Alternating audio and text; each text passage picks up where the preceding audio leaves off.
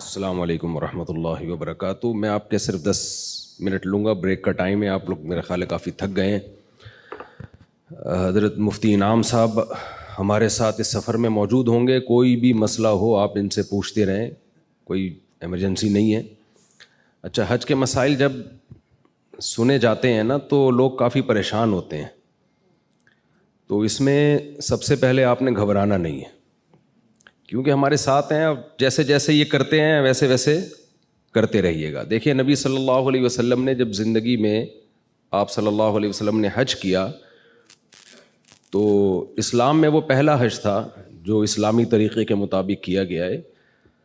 تو کیسے ہوا؟ کتنے آرام سے، جیسے جیسے نبی صلی اللہ علیہ وسلم نے کیا صحابہ نے بھی ویسے ہی کر لیا۔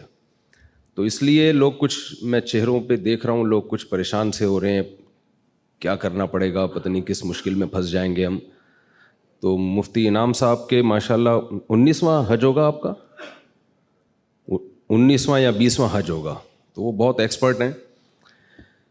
حج کا فلسفہ کیا ہے 5-10 منٹ میں آپ کی خدمت میں پیش کروں گا۔ دیکھیں اللہ تعالیٰ نے ہمیں پیدا کیا نا، ہم ڈاروین کی تھیوری کے قائل نہیں ہیں کہ ہم بندر سے بنے ہیں، اس پہ بہت سارے سوالات ہوتے ہیں۔ سائنس اس بارے میں مذہب کے خلاف نہیں ہے، کیونکہ کوئی یہ بات ثابت شدہ نہیں ہے کہ ایوالو ہو کے ہم وجود میں آئے ہیں۔ انسانی آنکھ، ناک، کان خود بخود کچھ بھی نہیں بن سکتا۔ میں اکثر بیانات میں ایک مثال دیتا ہوں، میرے سامنے یہاں گلاس رکھا ہوا ہو اور بیان کے دوران میرا ہاتھ اس گلاس پہ لگے اور گلاس گر کے ٹوٹ جائے تو آپ مجھ سے پوچھنے کا حق رکھتے ہیں کہ مفتی صاحب آپ نے گلاس کیوں توڑا؟ کیا خیال ہے؟ یہ حق رکھتے ہیں نا؟ میں کہہ سکتا ہوں کہ میں نے توڑا نہیں ہے بھائی، بیان کے دوران غلطی سے ہاتھ لگا اور وہ گلاس ٹوٹ گیا۔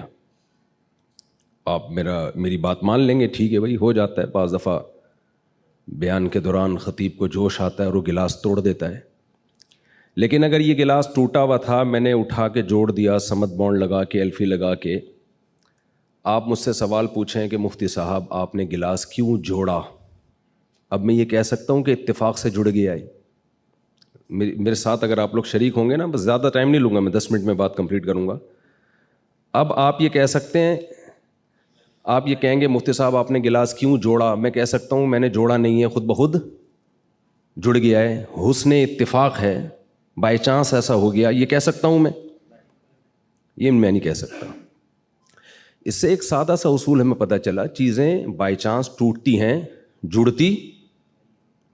اب آپ جملہ ہی کمپلیٹ نہیں کر رہے، یہ فل ان دا بلینکس، یہ کیا جا رہی نہیں ہے کہنے میں، کیا کتنا ٹائم لگتا ہے؟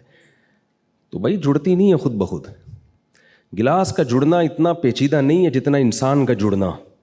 2 آنکھیں ادھر کھوپڑی میں جا کے فٹ ہوئی ہیں سیدھا، 2 کان ادھر جا کے فٹ ہوئے، دل ہمارا سینے میں فٹ ہوا، پورا ہمارا جو مغز ہے وہ کھوپڑی کے اندر فٹ ہو گیا۔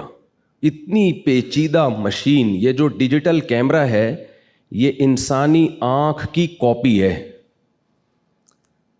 کیا اس کیمرے کے بارے میں کوئی کہہ سکتا ہے ایوالو ہو کے یا آٹومیٹیکلی وجود میں آ گیا ہے؟ تو جو اوریجنل ہے وہ کیسے وجود میں آ گئی ہے آٹومیٹیکلی؟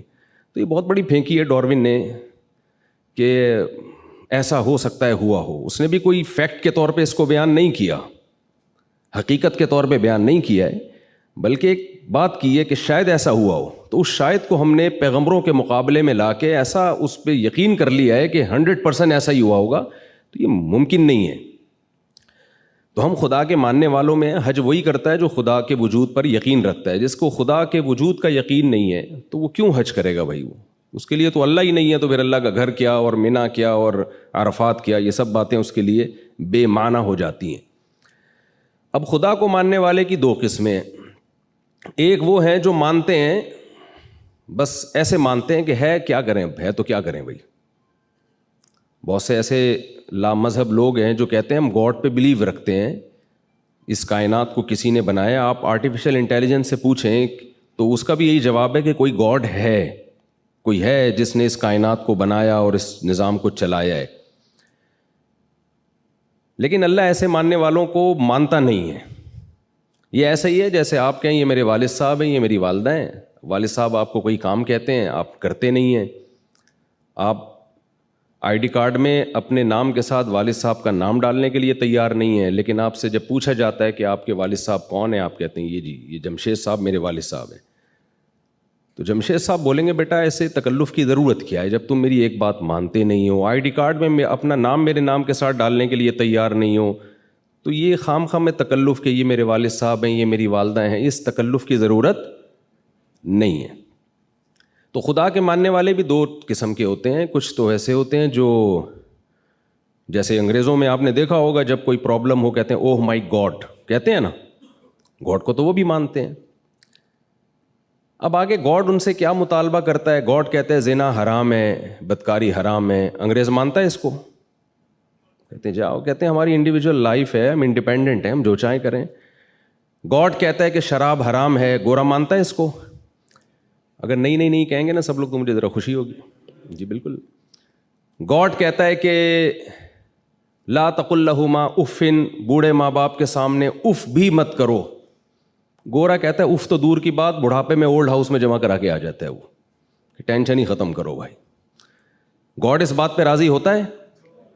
گاڈ تو کہتا ہے وَوَصَّيْنَا الْإِنسَانَ بِوَالِدَيْهِ, ہم نے وصیت کی ہے کہ اللہ کے بعد سب سے بڑا حق کس کا ہے؟ ماں باپ کا. تو گورے کا بھی گاڈ سے ایک رشتہ ہے جو نہ ہونے کے برابر. نہ وہ شراب کو حرام کہتا ہے, نہ وہ بدکاری کو حرام کہتا ہے, نہ وہ فیملی سسٹم کو اس کی کوئی ویلیو ہے ان کی نظر میں. چچا خالو پھپھا کا لفظ ہی ان کی مارکیٹ سے شارٹ ہو گئے ہیں, پورے رشتے ہی مارکیٹ سے. ان کی مارکیٹ میں ہر چیز ملے گی آپ کو, رشتے نہیں ملیں گے.